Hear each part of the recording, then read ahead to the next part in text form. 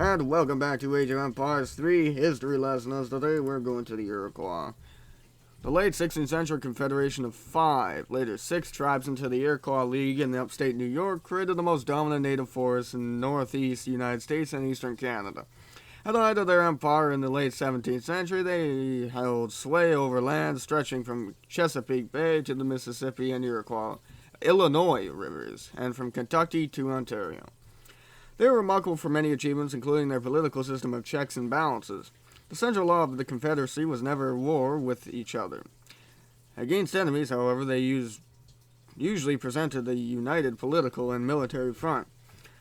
The Iroquois population had boomed following the adoption of agriculture in the 14th century, and they settled in villages of distinct wood-framed and bark-covered longhouses.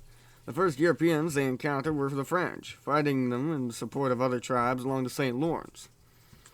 The Iroquois, in turn, traded weapons with the Dutch of New Amsterdam.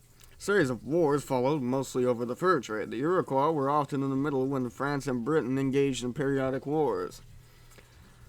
By the later 18th century, the Iroquois were being pressured by the English settlers moving west from the coast and down the Ohio River Valley. When the American Revolution broke out in 1776, the Iroquois tried to remain neutral, but the League finally splintered and the tribes fought on both sides. 1779, George Washington sent 3 columns into Iroquois territory, burning 40 villages and driving most of them into Canada.